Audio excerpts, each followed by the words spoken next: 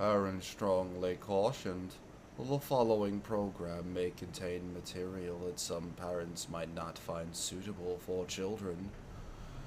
The following program may contain material such as foul language, discussion of gore, dangly parts, exploding lolitas, tentacles, transgender transformations, and anything else that our hosts may happen to find offensive. You have been warned.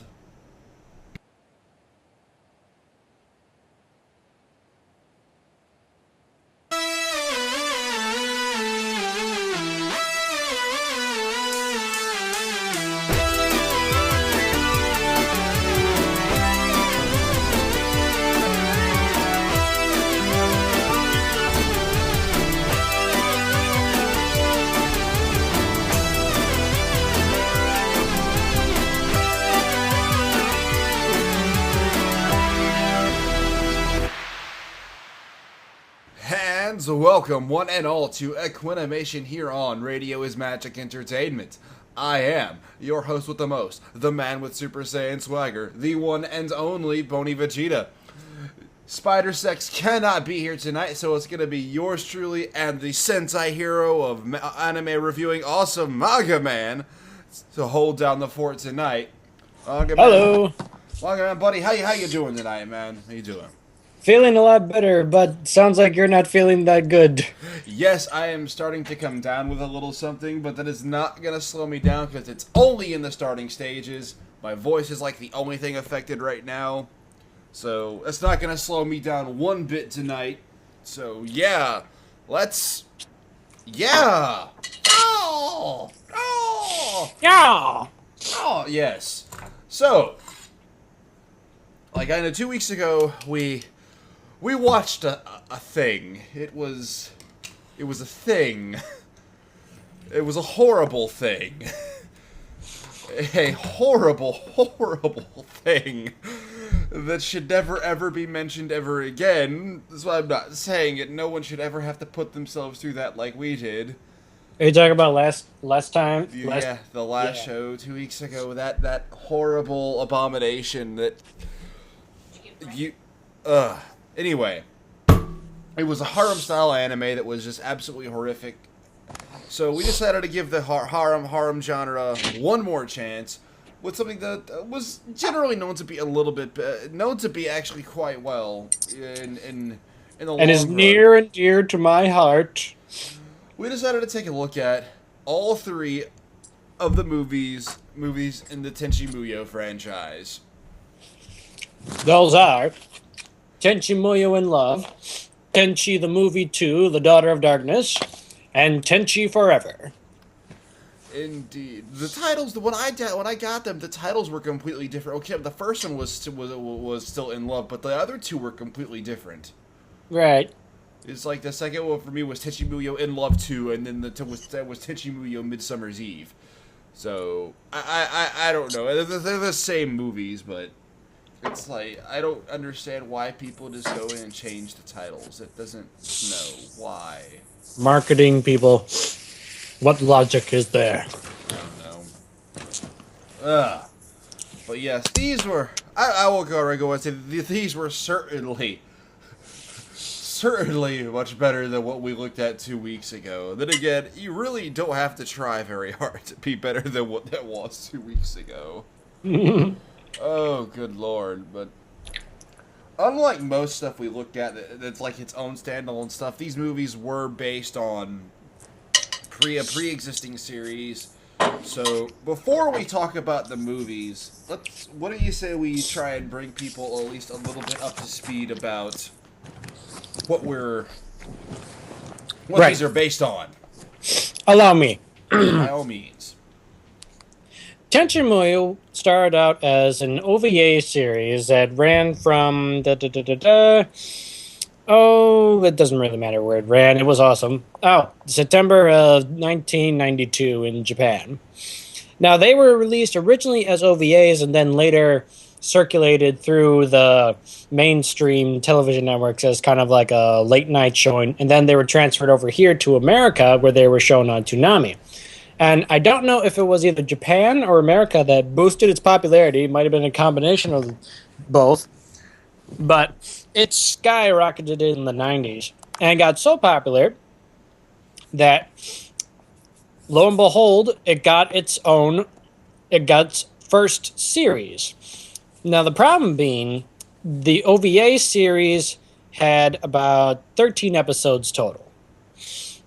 However, they ended the OVA series on a cliffhanger, and wanting to know when they're going to get back, we hear that they already have a television series coming out, so it's like, oh, cool, we're going to continue on with the story. Nope.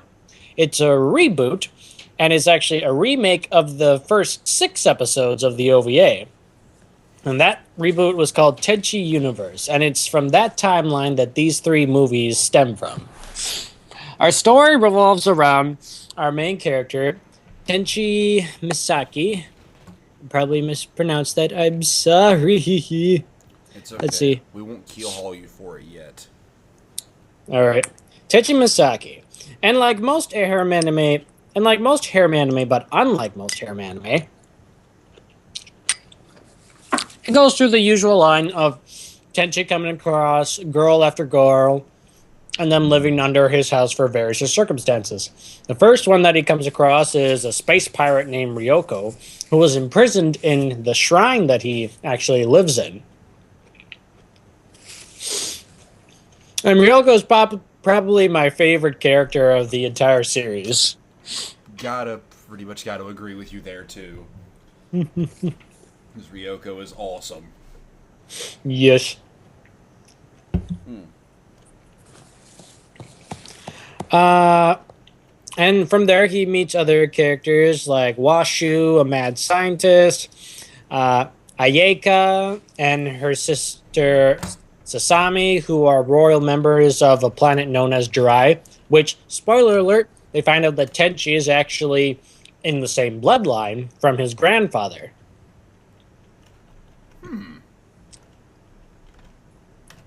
And in the Tenchi Universe series, we get a new character called Kione, which I felt was a real welcome to the series because the character Mihoshi didn't really have much to do in the original OVA series, and it was nice to have a kind of like more down-to-earth, sensible character to kind of off-balance Mihoshi's more airheadedness. Yeah, I agree completely with that. I think there's honestly like only 2. I don't even really remember how she got there. I remember only 2 scenes Mihoshi was in the first OVAs. Yeah, And that's it. And they were only one of them ever was even worth anything. Oh. Yeah, Yes, I'm sorry to interrupt. Continue. No, that's fine.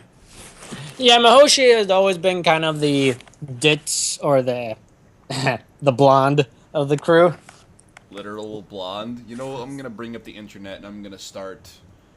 We're gonna take a look at some of these ladies. These lovely lady lineups. The Tenchi Universe series, I've actually watched all of the Tenchi Muyo franchise and all the other series that tie along with it. But for the Tenchi Muyo series, Tenchi Universe was okay. It wasn't as good as the original OVA Tenchi Muyo Ryo-Oki, but it was its own thing, and I could understand why they wanted to remake it.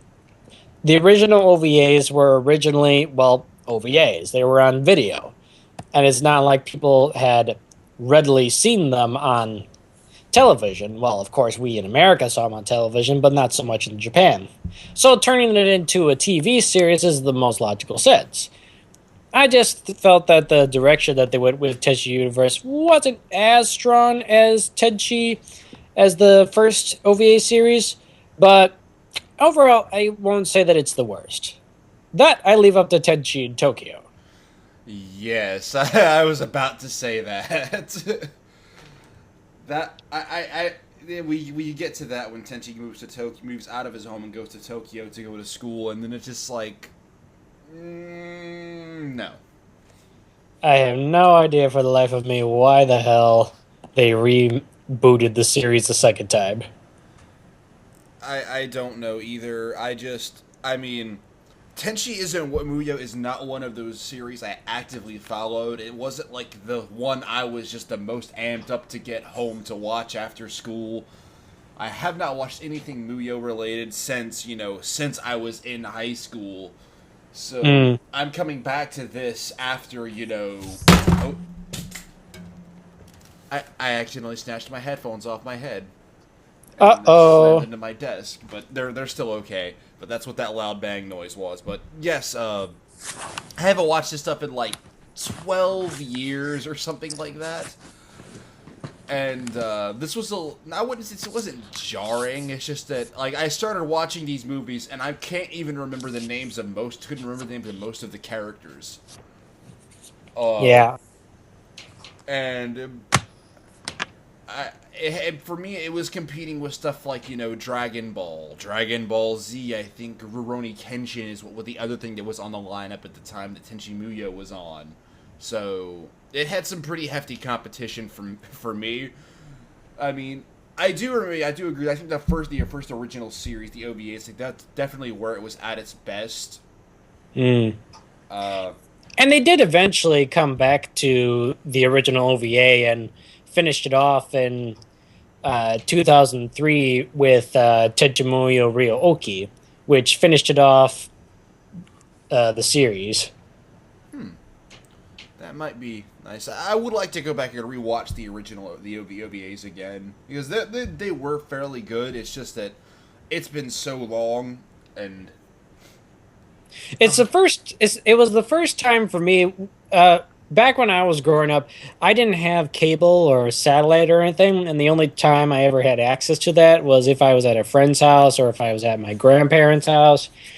So I was very dedicated to try to, anytime that I could, try to watch Tenchi Muyo. And one of my friends during high school actually had all of the original OVAs on DVD, which I was able to watch over at his house.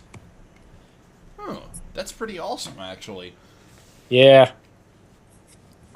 But yeah, it was a tough being the guy without cable back in the day. I imagine so. I was fortunate enough to have cable, so I was able to get all the good stuff that was coming on Toonami and really start getting into anime. I had to get Dragon Ball Z on VHS to watch that. Oh man, I'm sorry. I had the Cell Saga. It was awesome.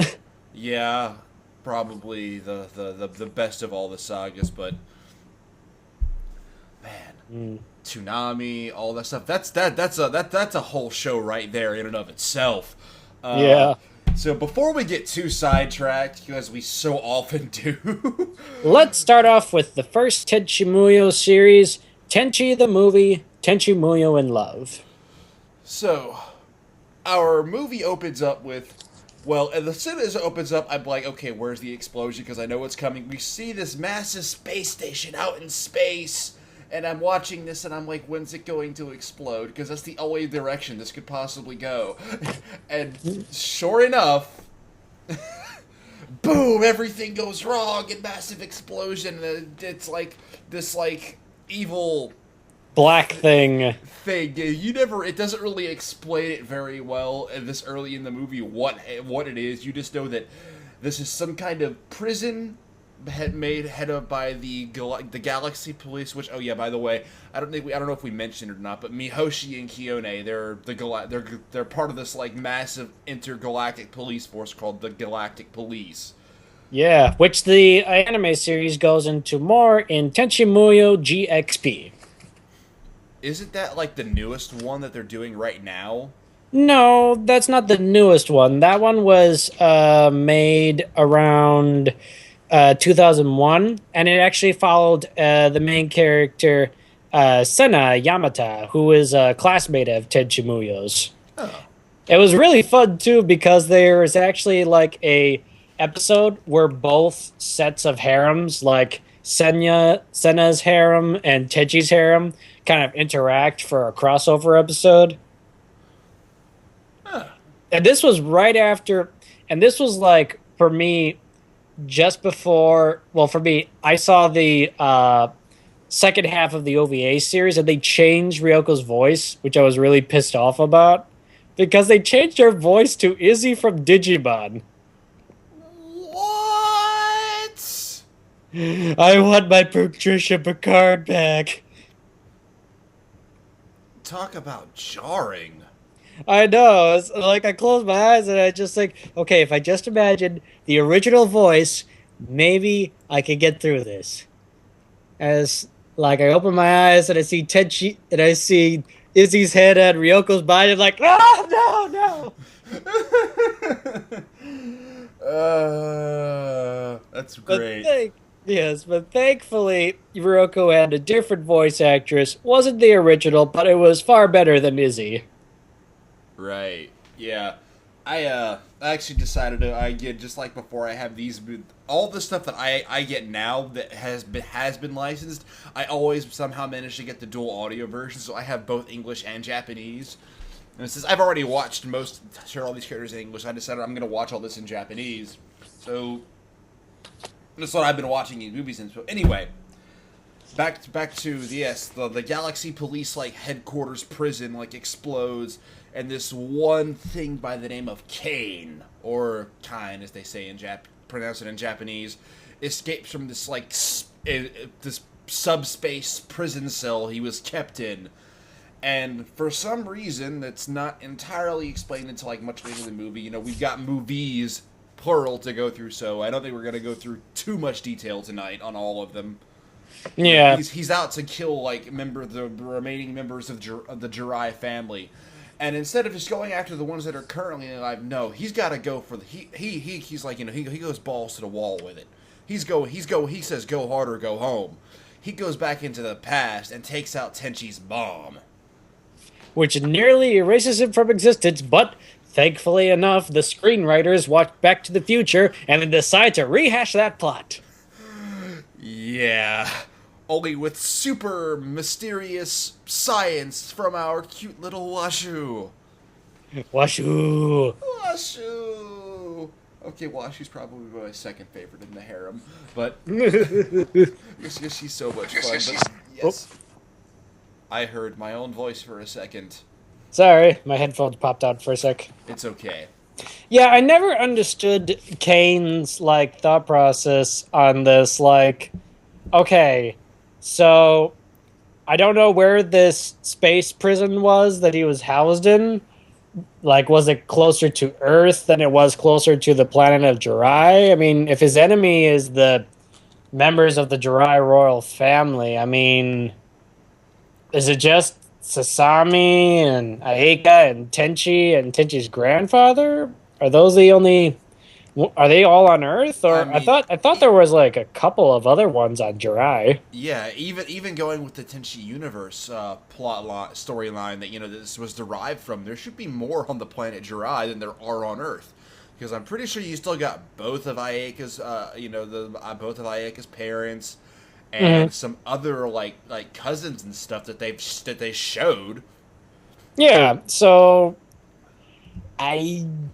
then instead of going to the past, again, he said, balls to the wall. I'm going to the instead of going to the present, balls to the wall, go to the past. Yeah, I mean, this guy's been in prison for 100 years too, so he wouldn't even know that Tenchi's grandfather, you know, who is full-blooded Jiraiyan, is on Earth to begin with. Yeah. Maybe he has a Jirai sense, like he just gotta this way. Maybe that would, if they had said that would make the most. You know, we could pick this whole opening scene apart. Yeah. Well, Egghead, to answer your question, this is like, he's not like a human. He's like some inky shadow based. He's basically the essence of evil in the sense of a 9-year-old thinking. It's like, I want to make the most evilest guy of all time, so I'm going to make him all black.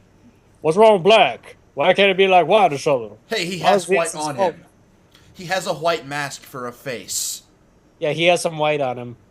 Yeah, so he's not entirely racist. Not entirely racist. But yeah, so he doesn't like age or something like that. This guy's like so overly powerful.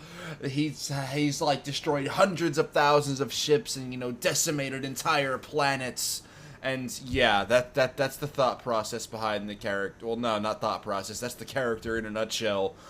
And so anyway, he like goes into the past, wipes out Tenchi's mom. Washu creates some kind of like weird device that can save Tenchi for only a specific like a number of days. So now they gotta go into the past and they gotta find out because they don't know exactly what happens to his mom and when it happens. They just know we gotta go into the past and we gotta save Tenchi's mom. Otherwise, Tenchi's not going to exist anymore.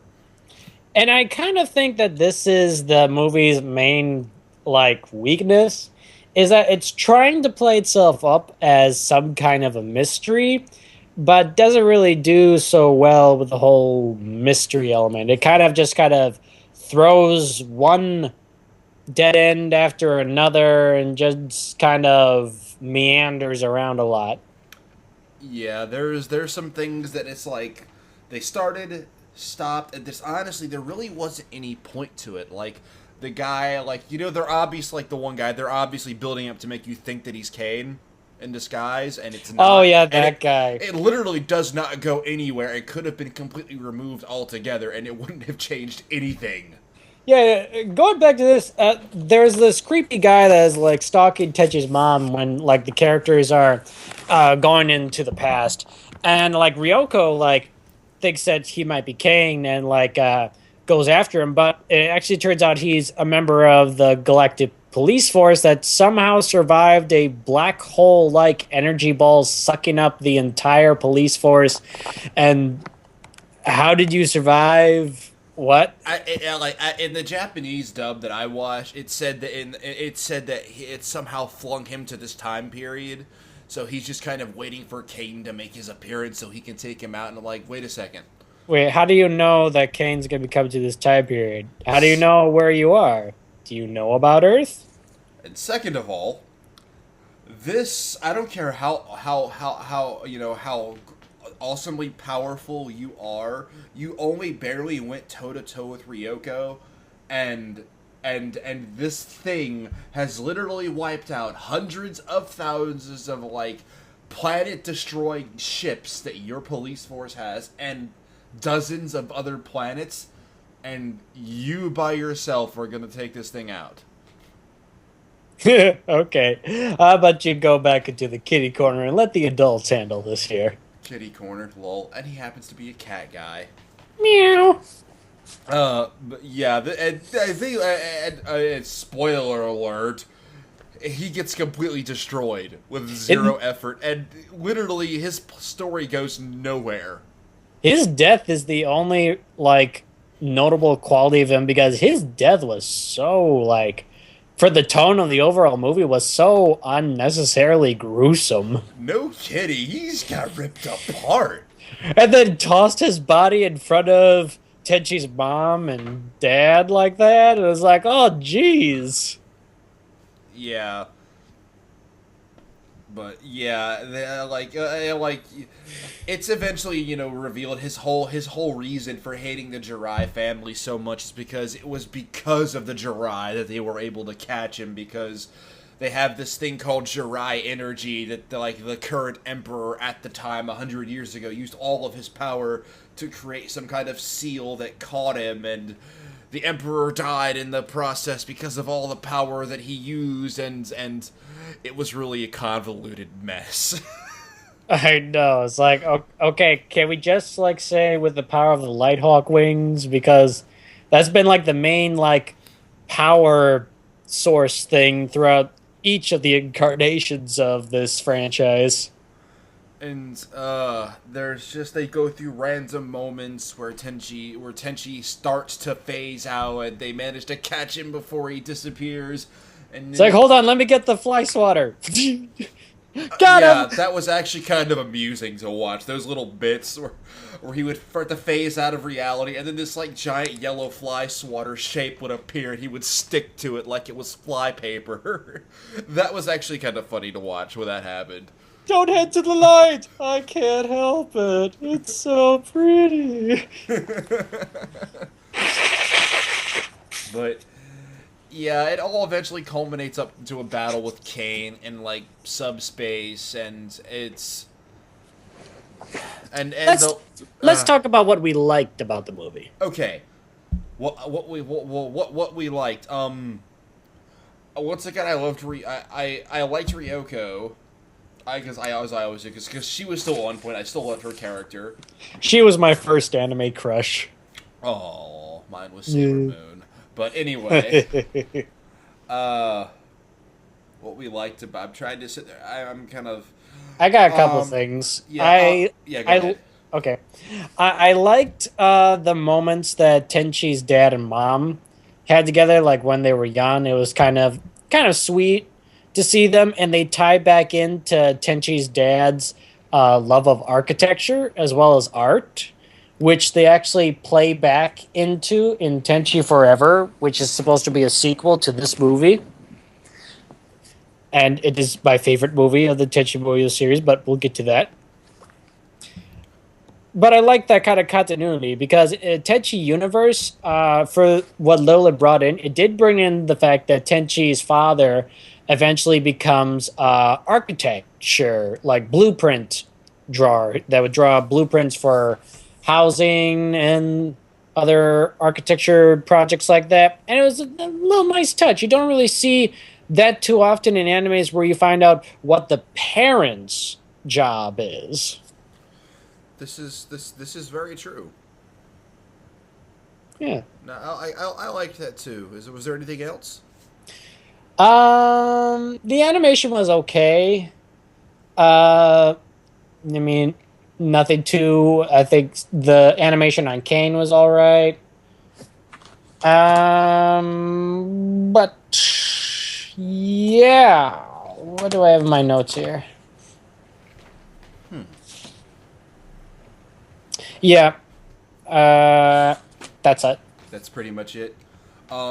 Yeah, well, I liked the same thing that you pointed out. For some reason, I liked Kane's design. And I don't know why. I thought Kane looked cool, but yeah, other than that, that's pretty much the end of the like list. Yeah, and I already kind of listed the problems I had with this movie. This movie kind of like tries too hard to do things. It tries too hard to be a mystery with like, where is the thing? Where is it gonna where's the murder gonna happen? You know, it didn't really lay out any clues for the audience to follow. It just kind of threw some facts at us as the plot chugged along. Mm-hmm. And it tried too hard to... just everything else, it just tried too hard at. Yeah, there were things that the series that these stem from did well that the movies did not do well. The two main girls that are after like any harem, there's always girls in the harem that Harem. I'm sorry, I've got a little weird with my voice going on here. There's always there's not in a harem style anime. There's always girls in the harem that are always after the main protagonist. Maybe and then some side girls that may or may not be interested. Yeah, and in this one, the two main girls that show interest in Tenchi are Ayaka and Ryoko. And their legendary rivalry that is yet to be matched. Yeah, it's in the series. Their rivalry was done well. They had their little clashes. They had their moments where they would like reconcile with each other, like recognizing each other's strengths and weaknesses, and then there is a lot of those times where they would just like want to tear at each other's throats and pretty much see the other one like either kneel down in defeat or kiss their feet or butt or whatever. Yeah, and those were in the series. Those were done well. I liked them. I found them entertaining. But here, they were for an hour and a half runtime. They were They used every single tiny little thing they possibly could to get these two to go at it. Yeah. And with the overall serious tone of the fact that the guy they're madly in love with is going to disappear, I'm sorry, but Girls' priorities. yeah, suspension of disbelief here. It doesn't go far enough for me to think that, the 6 or 7 times they went at it in this movie, just no. Like, it was over the dumbest things. Like, when there's nothing going on around them, there's, nothing to really take priority over that. I could have seen some of these things happening, but in this movie, it doesn't work. And, I know I mentioned in our own private, chats, what my problems with another character that I actually liked, did like in the original series was Mihoshi. I liked her ditzy attitude. I found her funny and entertaining, but here in the movies, I don't know what it was. I don't know if it's just because my tastes have changed, or if she's just worse off than what I actually remember, because it has been a long time since I've watched any of the Tenchi stuff, but I found her very annoying in this movie. I felt with Mihoshi goes on a very delicate line. I felt each movie kind of, all three of the movies did well in only using Mihoshi minimally, though she does appear a lot more in the first movie. But as far as her character goes, from the universe timeline, it's not too far off from that. Her OVA version is a little bit different in that she's a little bit more kind of like there's a lot of moments where she's like, I can't do anything right, and you kind of like feel sorry for her in a lot of moments, but kind of like realize, well, you just gotta listen for a second, girl. Mm-hmm. But no matter what, I always have a soft spot for Mihoshi because I saw her boobies. Nah. Oh wait, or maybe a hard spot. Lol. No, she is a fun character. Yeah. And a well-rounded woman. So maybe it's just because I haven't seen it in so long and my tastes have kind of changed a bit. That may be it, or maybe they just overplayed her ditziness in this movie because... And I only got to watch 2 out of the 3 movies, and it's because, again, as I said, I'm starting to get sick. I started to watch the last movie a couple of hours before show, and I just could not do it at the moment. I needed to get some more rest for show. How far did you get in the last movie? I got like 5 minutes in it, like, oh god, I've got to get some more sleep. So I started the movie. Okay. Shall we move on to the second one, Daughter of Darkness? Yeah, let's go ahead. Yeah, there's pretty much nothing else to say about, the first one. So let's move on to the second movie. Daughter of Darkness. I hated this movie. Really? Yes. Oh, man. This is my least favorite out of all 3 movies. Oh, man. This is like Tenchi in Tokyo level of hate. Oh, wow. Yeah. Well, maybe not that far, but close. Man, so, like I said, this is the one I didn't get to see, so... The Daughter of Darkness? Yeah, the Daughter of Darkness. Oh, you didn't see this one. Yeah, this is the second one that's, the technical sequel to the... Well, not sequel, but, In Love 2, right? That's what this one is? I think you're thinking of Tenchi Forever.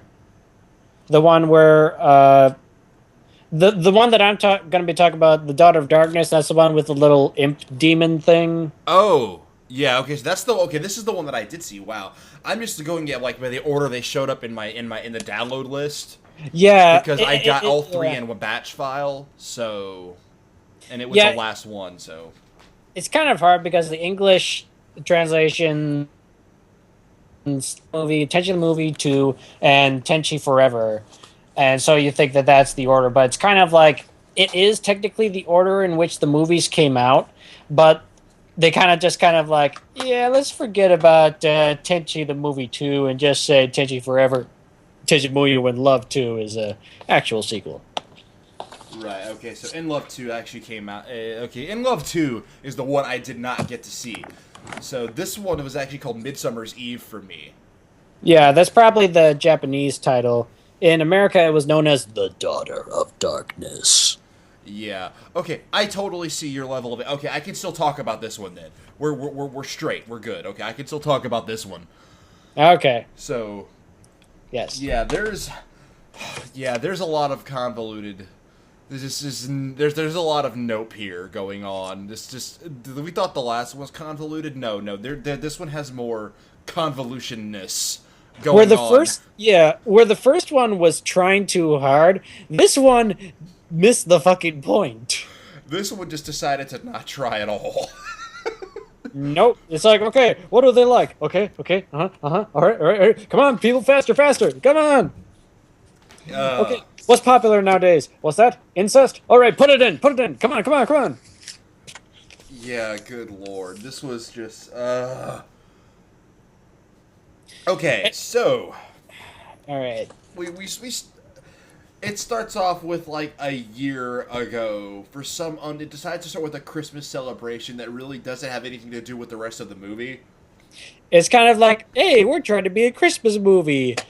Try to find all the Christmas elements in it. It's a drinking game.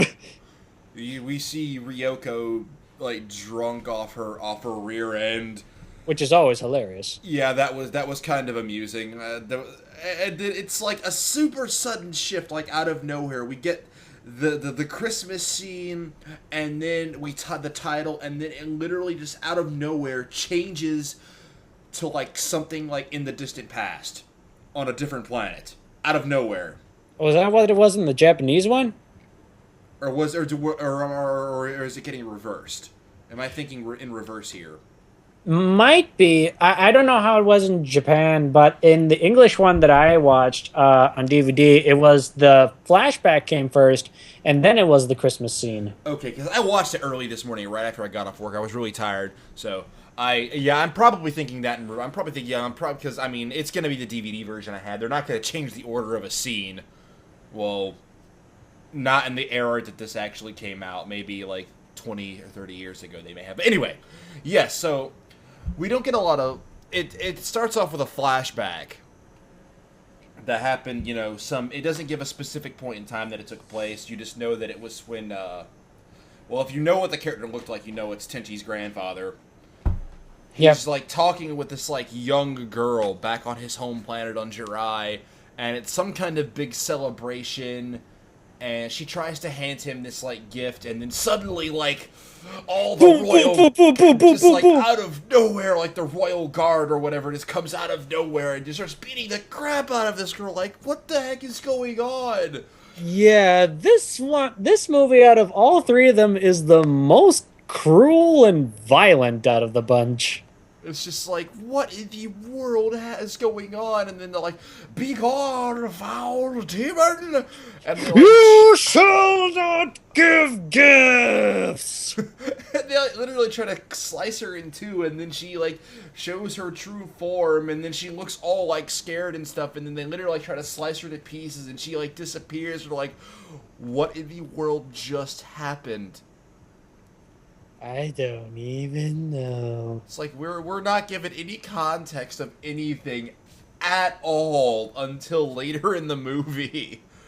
Like, and then it changes to like the Christmas scene, and then I think we get the title after that. It's the title's before or after the Christmas scene. Anyway, yeah. It's the placement of the title is not important. What am I thinking here? Anyway, yeah, it's. Then, it's, sometime later, it's present time in the series, and we get, it's the middle of summer, and we find, this impish demon chick that was there in the beginning. Now she's like, all right, yeah, now I'm gonna, for some mess reason, shit up, yeah. Yeah, really, that's about the extent of her thinking, and there's so many other ways she could have gone about this, and just like, no. She literally, like, it's just the middle of summer, it's nothing special is going on, and she, like, steals some of Tenchi's hair, combines it with her hair to create, like, a clone of the two of them, essentially creating a child out of those two, and it's, like, Tenchi's age, and she... This movie is so full of what? What? What? What? Its movie is I can't even. This movie has so many I can't even moments. I'm just sitting here Oh, like, wait. I just remembered one last thing for the last movie. The music in the first movie was actually done by the same composer who composed the music for the first OVA series, oh, and who also happens to be German. oh, Ooh. anyway. Anyways, so the main problem, I got my list here. The main problem with this movie is, holy shit, there is so much violence in this movie. Like, unnecessary. It's like, I would say it's almost to the level of that gruesome death scene from the first movie with that police officer. Like that I wouldn't say half the movie, but all like the action moments seem to have that going on. It's, oh my goodness. I mean, the girl shows up out of nowhere claiming to be Tenchi's daughter. You the same Mihoshi was annoying? I hated this bitch. No She was the most annoying kidding. one. Daddy! No kidding, it's like, Papa. Because they don't say daddy in Japanese, they say Papa. It's like, oh god. The whole time, this girl just shows up out of nowhere claiming to be Tenchi's daughter. And she's like his age, at least. Maybe a little younger, but... Yeah, maybe a little bit younger, but... Tenchi's like, what, in his late teens at oldest, I think?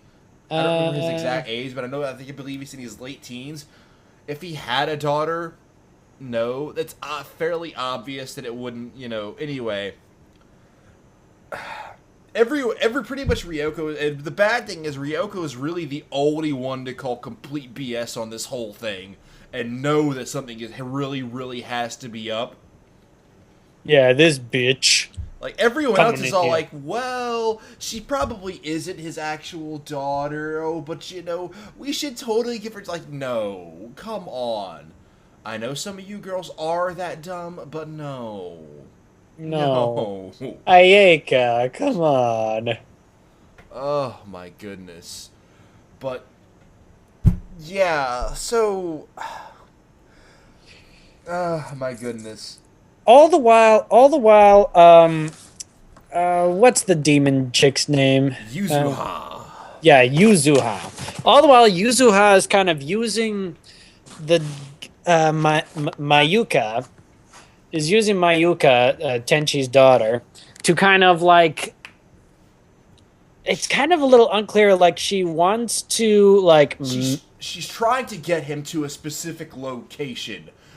For what reason, we never find out. Sexy time. She tries to use sexy time to get him there, despite the fact this is technically his daughter. Yeah, like, legit his daughter, not any of this bullshit half-daughter crap. Like, yeah, oh, good lord. First, it's like, get him to this one spot, and then try to take him into this, like, dimension of darkness or something, and then she never makes it clear what she's gonna do once they get there. She's hell-bent on getting him to this specific location for some reason. And then it's like Ryoko happens upon it, and this is my big beef. And again, it's like, something from the last movie, because like, again, with the last one, Ryoko like thinks this one guy is Kane, and she doesn't tell anybody. She sees all this going on. She physically sees all of it, and doesn't tell anyone. This is what she saw. This is why she is so pissed at this girl. She's not telling anyone, and she's just all trying to get rid of her and not say anything until everyone, listen, this shit gets up to me. I saw it with my own eyes, even if she can't remember, even if Tenchi's like been brainwashed and can't remember, I saw it. This is why. Hello, people. You know what's actually interesting? Like, the scene where she actually, like, takes Mayuka and, like, sends, like, goes, like, all the way up to the very, like, up into the sky and, like, drops her, and you think, like, oh my god, she fucking killed her or something. And, like, I hated how they do that, how they just kind of, like, paste it out paced it out for like any amount of time, like you think like Ryoko is a brat, but she would never like downright kill somebody, no matter how much she hated the person. And like, of course, like after everything is said and done, they do say like, oh no, she didn't do that. She actually saved her and stuff She like just that. tried But to scare her, and she let her come within like 3 feet of her death. it's like, fuck you, movie, fuck you. Yeah, just no. And it's a whole it's eventually the Mayuka gets completely brainwashed, and she kidnaps Ayaka's sister Sasami, and they go to this dimension of darkness, and Tenchi and Ryoko chase after them, and they have this. And one of the most disturbing scenes in the movie, other With than the toys. yeah, with the toys, other than the one where Mayuka is completely making out with Tenchi while he's sleeping, licking all over his face and sucking on his chest and everything. I'm like, oh wow, Not sexy, not sexy. yeah, this is just no. But yeah, they go to this toy room, and this is literally like something out of someone's nightmares. Has to be. The toys all come to life and start talking, and then they start chucking knives at them. And knives start coming out of them. And it's like, did you like our surprise? I'm sorry you didn't like our surprise. Like, holy crap! This is like something out of a child's nightmare. This is horrifying. Maybe that was the intent. If so, congratulations. I soiled myself. Yeah, this is not like this is nothing like anything you would ever see in the series at all. This is like a step above and beyond everything. Like, holy crap. But This movie is so. There was one scene where like Yuzuha is like seeing like the gang like lighting firecrackers and whatnot, and you think like she's trying to like use Mayuka to like get Tenchi into her dark playroom of torture toys or something, but seeing the fireworks makes her think of the day when she was beaten the crap by the Jirai police force. And as she like snaps and like tells Mayuka to like burn it all, and it's like, I know you're kind of like a childlike imp, but you still you don't want to like. You are a dumb villain. You are dumb.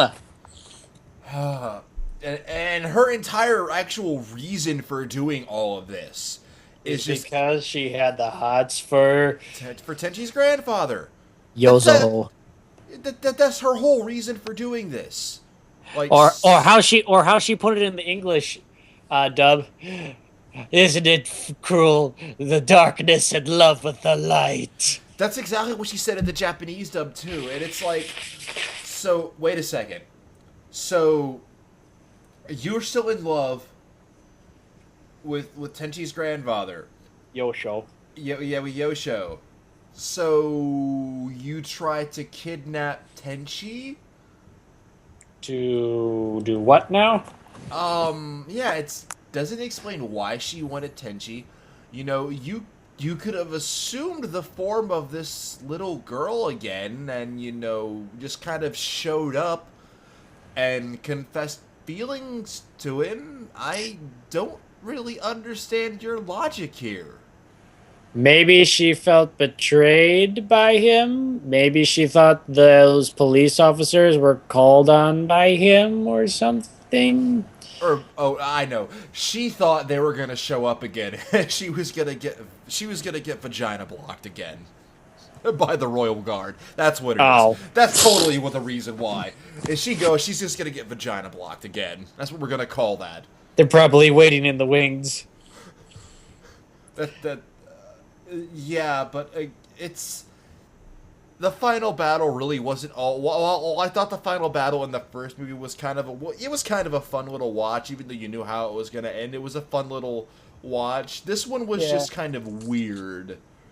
Where it turns into Night on Bald Mountain, and like all of a sudden, Ayeka comes in and is like, Tenchi, I got the tree of light! Use it to smite the demon! And he's like, what? Oh, I'm transformed! Ah!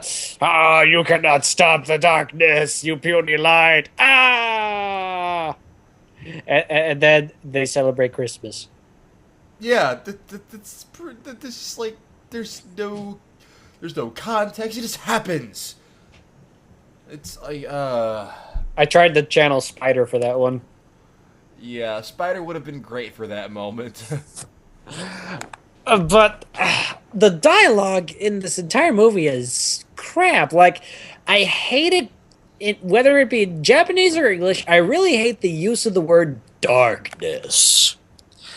Where it's like the most kindergarten use of the term is like, the darkness is coming, or the darkness shall take out the light, or darkness shall reign. It's like, get a bigger vocabulary. Come on.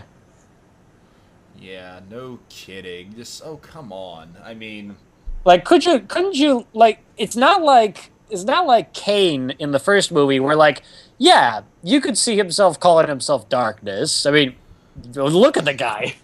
and at least Kane had a reason for doing what he was doing. Even if he took a really roundabout way to go about what he wanted to do, he still had at least had a reason to do what he was doing.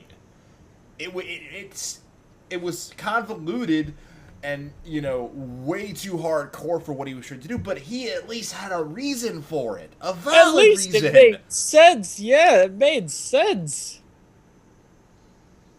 Whereas Yuzuha is like, I'm gonna be a mischievous imp. Just, yeah. Anything else on this movie? Let me see.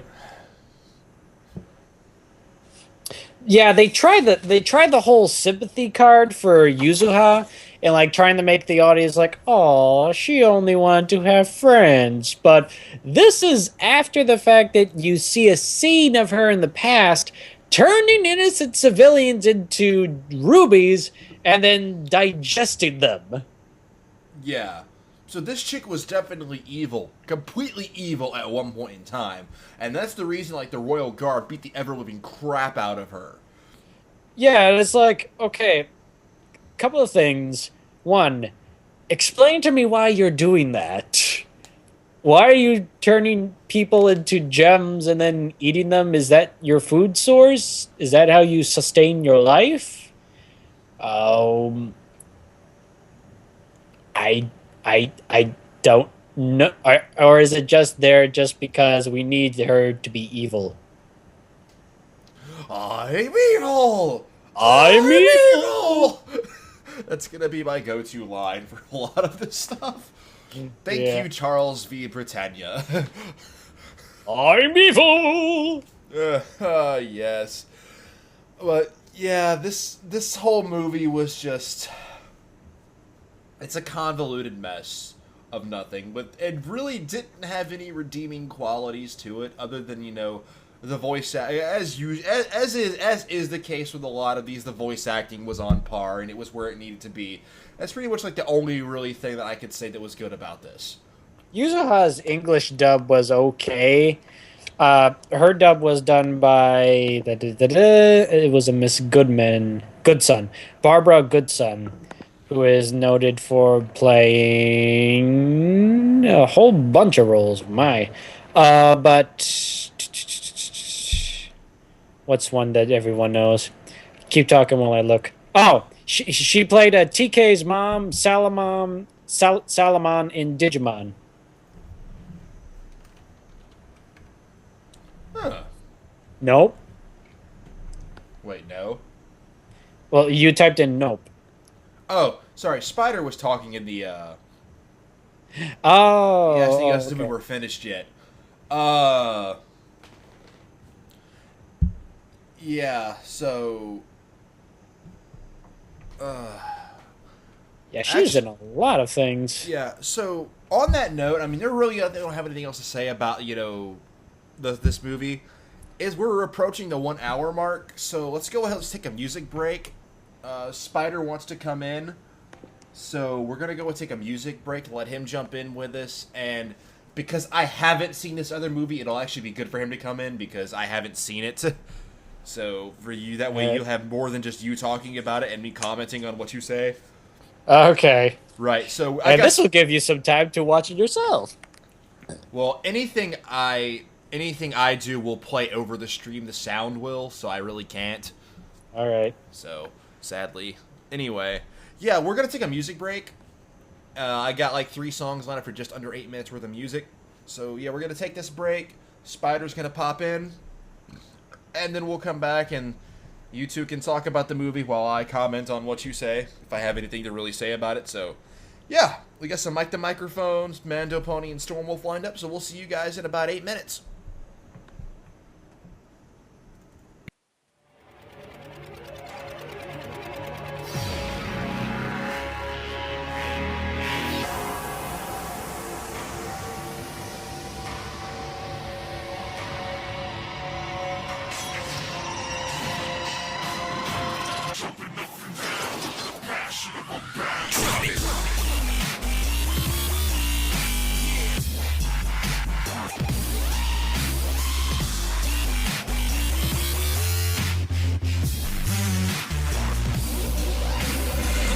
Reckon on the magic cousin Discord. Chaos to the core, bowing down to you and the Lord. Element of harmony, gonna make me bored. Tell 'em more, gonna make a plan to make the world mine. Took it so fine, gotta be rule of the land, best troll that you ever seen. Hypnotic, taking over, it's a travesty. Turn it on your friends, cause I'm gonna make you see stars. Got you trapped in my maze. Ponies gotta play if they wanna save the day, cause break a rule and I'm gonna call this game done. No fun, ponies be playing until the show's done. Wanna giggle at the ghosty, sorry gold. Gonna flip the page and turn your world round, cause I'm going full speed, no rules. Hold me back, heart attack, cotton candy clouds, chocolate and attack. Not a rock, it's a diamond, can't you see? Breaking down the spirits of the element of harmony. Got a force game full of shy, talking nice. Girls be forcing my hand because I'm cold as ice. Rainbow dash for the rules, up and flow away, making twirl I frown. Oh, such a happy day. Game is mine, it's time to darken out the skies, bring about my time. A chaos, trapping hang lines. Oh, what did you expect? Rules don't apply to me. Open your eyes and see. All I do is tempted to give up this game. Don't go blaming me, blame yourself. Just feel the hate and shame. Now my time has come. You better hold on tight, cause I'm gonna rise again. Don't even gotta fight for my title on the throne. I'm gonna drop a god. I'ma get it going again. I'm gonna be on the top. Gonna be a rising star. A chaos. Gonna make the world tremble at my feet. Gonna be your new boss. Wanna know what's coming up next? This show is getting started. Gonna leave you on a cliffhanger. This episode's double party.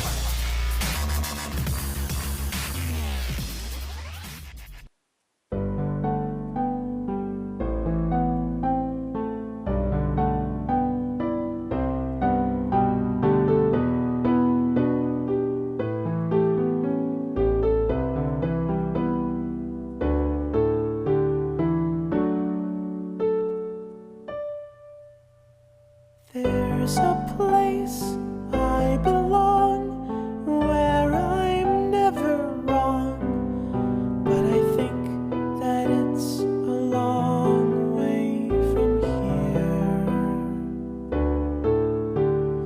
In my heart, I know I'll find a way to leave my troubles behind. I'll be special someday.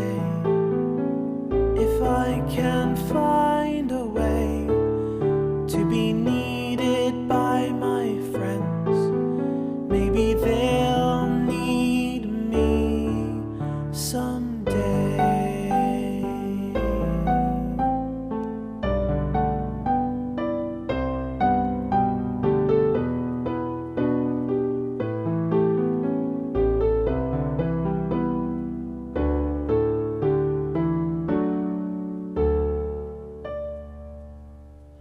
All my friends say good job. We know you did your best, but it's best if we go it alone from here. So I'll sit and wait for the day when they ask, when they say we need your help, Derby. And I'll be there in a hurry, but I'm waiting to be needed. I'll be waiting right here.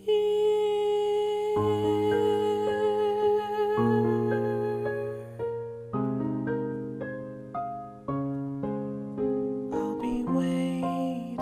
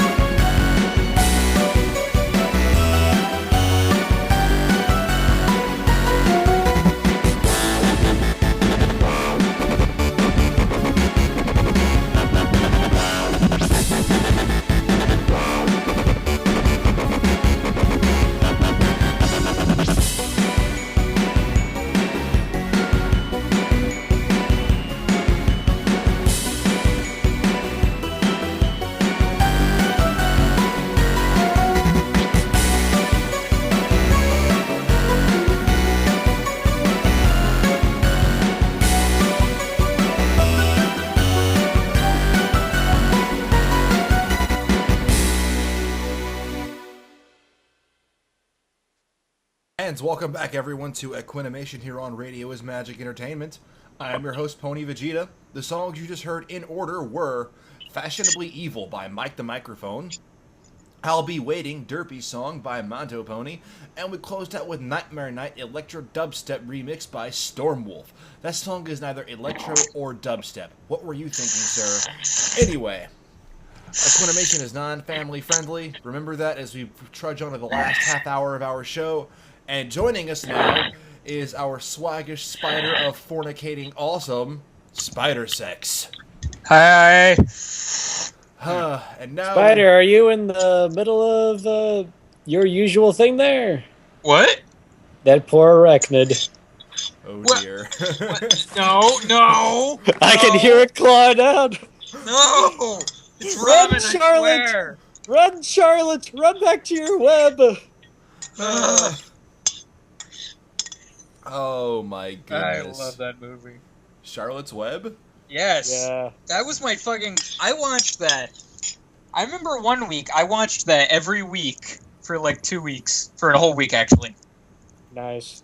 That was a good movie. Yeah, That it really a good was. That movie. was an excellent children's movie. It made me cry. R.I.P. And then it got a shitty fucking CGI remake and a video game adaptation, and my heart was broken. Wait. A video game adaptation? Oh, yes. What? Was it a point-and-click adventure game? Nope. Oh. I can't even. What? I am almost as much I can't even as I was for that last movie. I don't... Well, I could imagine a Charlotte's Web video game if it was like a learning point-and-click adventure game, like, you know, learning letters and how to spell and stuff like that. This was like a 3D platformer. What? Or That's something. lame. Okay. Help Wilbur get onto the truck before they send him to the meat farm. That's horrible. That is horrible. Okay, what of this? What are we talking about? What are we talking about? We are. Well, MangaMan is because you and I have obviously not seen it. MangaMan is about to talk about the final movie in the Tenchi Muyo series, not Daughter of Darkness. What am I thinking? Tenchi Muyo Forever. Which is my pick for the greatest out of all three movies. And again, all you have to do is at least try properly a little bit to be better than the other two. Were the All other right. two really that bad? The first one wasn't horrible, it was just convoluted. There's some things that just didn't make sense. It had a few nice elements to it. The one we just talked about, the one I watched this morning was... Daughter of Darkness. That one was, holy crap, what were you thinking? It still wasn't as bad as that atrocity we watched 2 weeks ago. But... Oh, God. Do you have to bring that up? Do you have to bring I that still up? have not mentioned the name of it. I'm sorry, I refuse to say the title. But you brought it up! Just know that it wasn't that bad. Well, I'll take your word for it. Yeah, nothing we have reviewed so far has been that bad. Just wait till school days. I will take School Days over this. Oh, you will eat those words, man. Oh, man. Okay, at least School Days had some redeeming values to it. With a side of spotted dick. What the fuck? Okay, before we get that far off track, MangaMan, tell us about Tenchi Muyo Forever while I close my door so I don't aggravate other people in the house. Oh, okay. I will say the one thing, or one of the things that makes this movie, Tenchi Forever, the best out of the trilogy, is the fact that there is no villain. There is no real antagonist. All there are people. The story takes place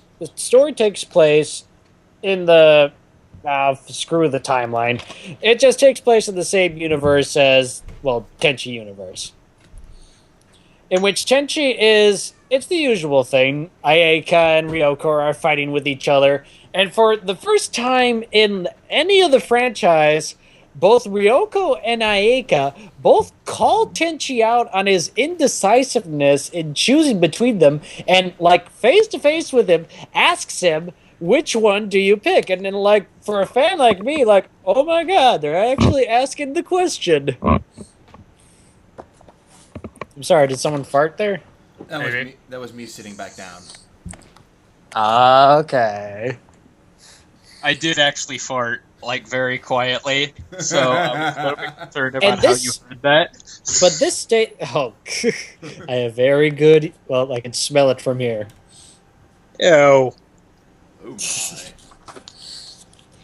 Anyways, and it was from that statement of calling Tenchi out on his indecisiveness that propels the movie into its storyline, where Tenchi, like, kind of runs away from the situation instead of facing it, and he goes into the woods near the temple, and he comes across a, what is it called?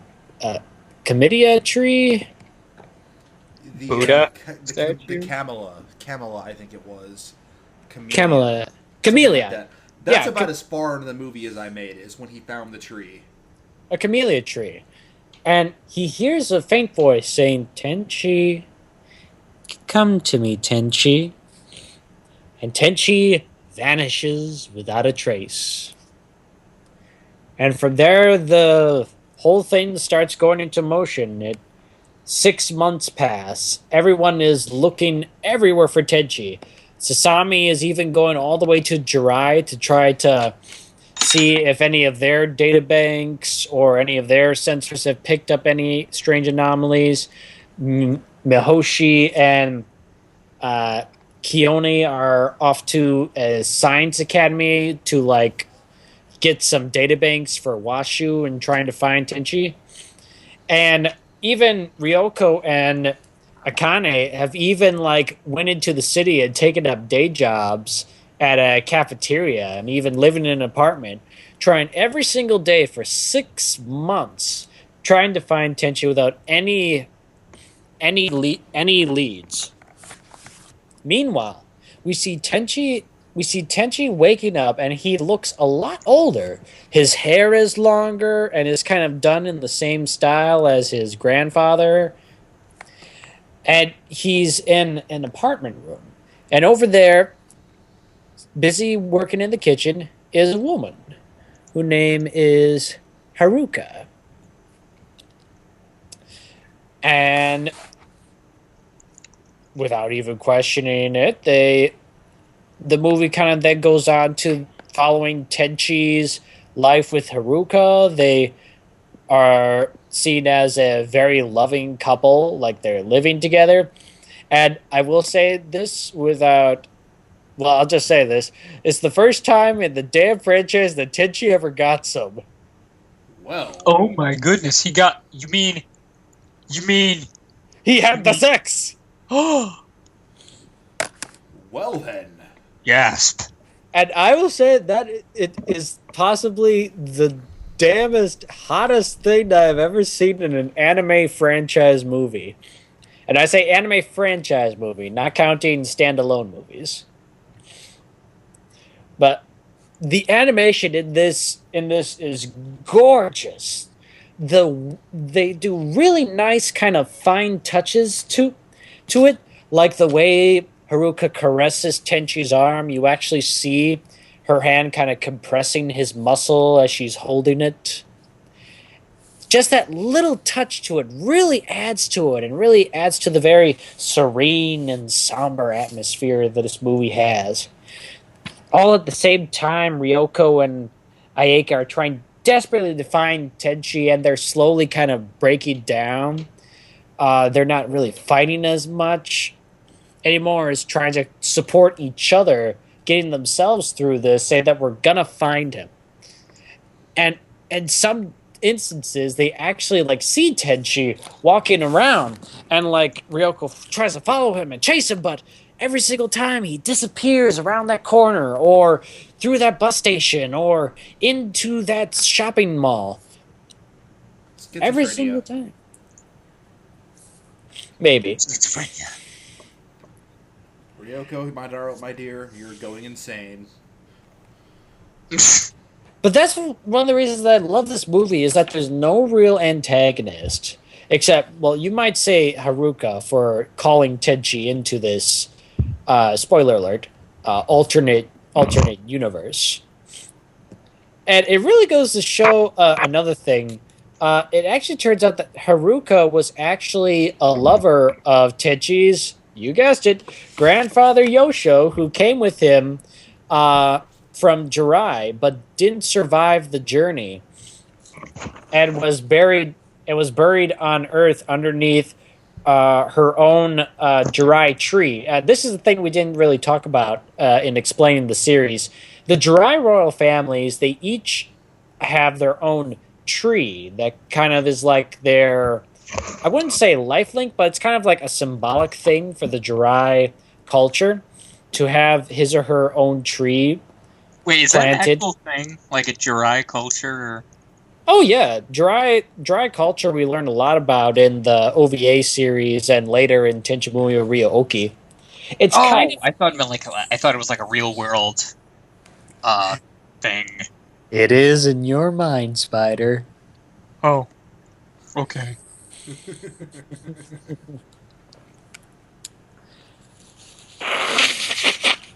But yeah, this just cements it for me that Yosho gets around, man. No kidding. Smart. Literally, it's like he has Haruka in this third movie. He settled down with a different girl and gave birth to Tenchi's mother in the first movie. And then there was also Yashua, the little the Yuzuha. Yuzuha in the second movie. So it's like, damn, I guess it runs in the family that all Misaki men are known to attract the ladies. Ha ha ha. Well then, good on him. He gets all the ladies. It's all the poontang. Yeah. He's got that Jirai swag going on. Yeah. Yellow Sengen. Oh, what else can I talk about this movie? It's also the only movie that we really see an arc to the characters. Whereas like the other movies, it's like, oh, there's a big baddie, we gotta go fight him. This one, we start out with Tenchi being indecisive and like running away from the problem, and then he gets transported to this alternate world, living with Haruka. Sure, his memory is wiped of his past events, but we see that he's more mature. He's taken on a lot more responsibilities, and he's also like, grown up, like in every sense of the word. He's taller, he's a lot more thoughtful, and a lot more loving. And this transitions even after he gets sent back to the real world, where he has a very thoughtful discussion with Ryoko. And it's kind of like that. It's kind of like that nice feeling, like you hear these stories of like missing persons finally being found and like being brought together with their families, and they have a big celebration party. And then it's kind of like that afterwards, where like, after all the celebration and the crying and tears are over, just that kind of calm moment afterwards, where it's just the comfort in the fact that your loved one is finally back home. Oh, that's cute. That's the kind of cute. That's the feeling that I got with the ending of this movie. But I wouldn't say Haruka is a villain, maybe an antagonist, but what she really is she's a woman who died before she could really experience what she wanted in life. Is she wanted to be able to like live a normal life with the man that she loved, and well, Yosho is now old and wrinkly, and Tenchi is still young at heart and a lot like Yosho when he was that age. And she just wanted to live out her life before it finally faded away, because there was also a timetable in that the tree that Tenchi got sent into, Haruka's tree, was actually dying. And when a dry tree finally dies out, the remaining spiritual energies of that dry fades along with it. Man, I thought this was gonna be wacky harem hijinks, and now you're being all like somber and depressing. Well, I don't say depressing. I mean, yeah, it has its low moments a lot where everyone's like wondering where Tenchi is. I love the discussions between Ryoko and Akane, where like Akane is like kind of breaking down at some point, and Ryoko is there to kind of like help support her. But at the same time, Ryoko is also hurting on the inside. But the ending is like really, really great. You get that real sense of like that homecoming type of sense that you get, like what I was talking about before. And the way that they finally convince Haruka to like, you know, let go is that Yosho, Tenchi's grandfather, actually goes into the tree himself, appears to Haruka in his youthful form, and like, you know, kind of like sits down and chats with her and tells her that, Haruka, I know you must have been lonely all these years, but please, give me back my godson. Give me back my grandson. And she's not defeated by any, like, Lighthawk sword or any type of beam attack. She is pretty much defeated by being talked to, by, you know, conversing with her. Like, she's not just some masked dark entity or something. She's a person that had feelings and emotions that died premature.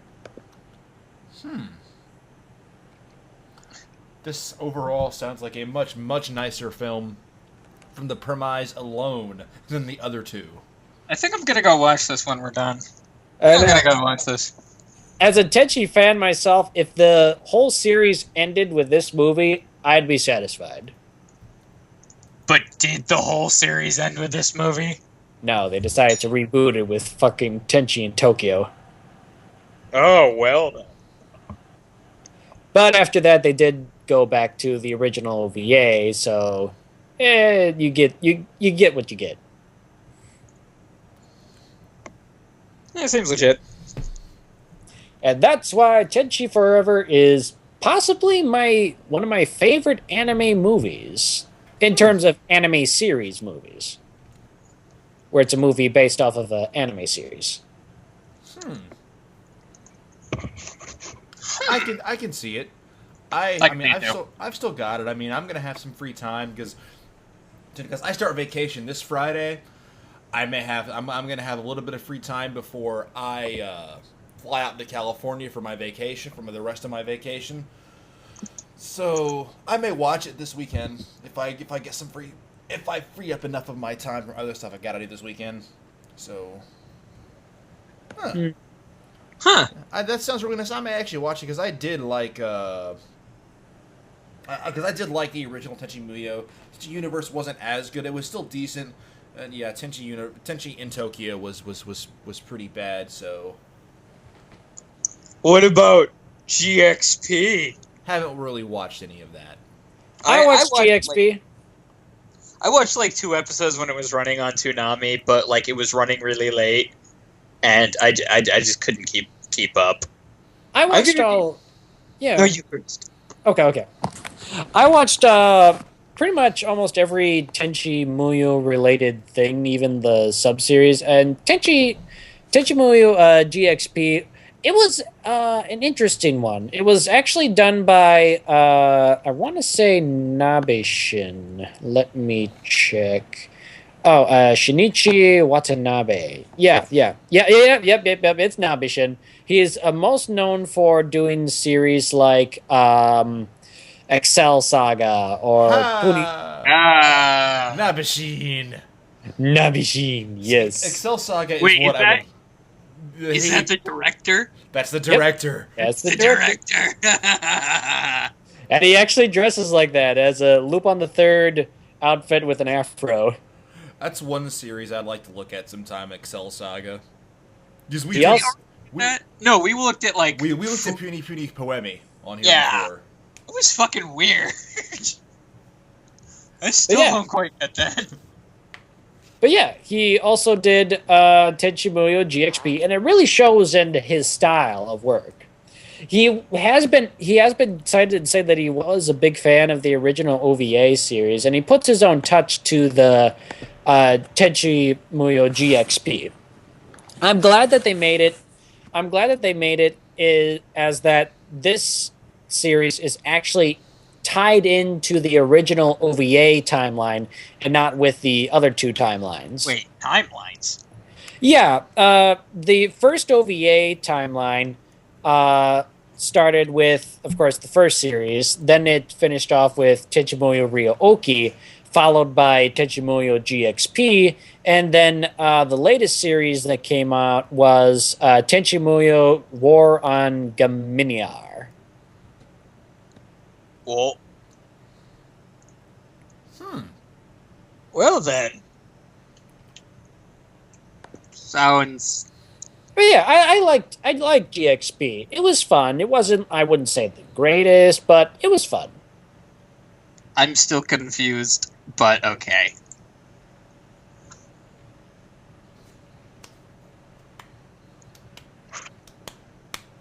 Yeah. Oh, we're not clapping anymore? We're not clapping. I was doing a small golf clap there. That's fine. Although I do want to say, I guess the one thing that I did really love about Tenchi Muyo GXP is that it had my favorite Lupin III voice actor, Tony Oliver. Wait, what? Who did he voice in the original Lupin III? He was the Lupin III that we all know and love in the English dub of the Red Suit Lupin series. Huh. Okay. Huh. Yeah, that seems legit. All right. Oh. Righto. What the hell? What? I just was looking at his listing of what other stuff he's been in, and in Wolf's Rain, the character that he played is listed as Horse. Just horse. Just Horse. He's probably a horse, I'd wager. Oh man, wait! I forgot to make the joke. This is probably gonna be like all. I'm just gonna say it. In terms of Tenchi's grandfather, do it for grandfather. Do it for grandpa. Do it for grandpa, Tenchi. Have sex with his old lover. Oh my goodness. At least that's one good thing that came out of that last review we did. Do it for grandpa. Do it for grandpa. Oh, and with that, ladies and gentlemen, that is show. Thank you guys. I'm glad I could be here for the last 30 minutes. Thank you guys for tuning in. Now, normally we close out, with our outro theme and us doing some banter over that. No, we're going to close out with something a little bit different this time. We do have our review picked out for the next show, which is going to be on March the 10th? Yeah, March the 10th. I'm excited. I'm excited. I'm not going to tell you what it is. Instead, we are going to close out with a fan-made cinematic trailer for this, because we're going to review a single movie. And if you caught my message on Facebook this morning on our Facebook page, this is something even non-anime fans can get into. So just gotta sit back and watch this awesome trailer of this movie we're going to be taking a look at. So, yeah, I'm going to mute myself, and I'm just going to let you guys watch this. So, enjoy this for the last 2 minutes of show. Wait, Vegeta, link the stream in the I want to watch this trailer. Link the stream in the Skype chat. I linked it earlier, like in the Skype chat. Shit. It's the YouTube link that I just scroll a little bit above. You'll see it because I actually mentioned doing this. Hold on, I got. Come on. Okay. There we go. All right. All right, I'm good. All right, everyone, quiet, because the moment this ends, I'm gonna close out the show. I'm gonna cut the stream. So thank you guys for tuning in and watch this amazing trailer. We'll catch you guys in 2 weeks. Tenchi forever. I love you. Those voices. You have been chosen to join a select group of Pokemon trainers at a special gathering. They're outside. I guess the world's #1 trainer wants to challenge me to a match. Where I must be. It will not be long before my master's intentions are clear. The world's greatest Pokemon master is waiting for me. Let's use our Pokemon to get to that island. Pika! Only the trainers capable of braving the storm have proven themselves worthy in my master's eyes. There's only 3 of them. They're away! We dreamed of creating the world's strongest Pokemon, and we succeeded. The world's greatest Pokemon master is also the most powerful Pokemon on Earth. A Pokemon can't be a Pokemon master? No way! If you are a Pokemon, there's no reason I can't capture you! No trainer can conquer me. Then you won't mind proving it in a real match.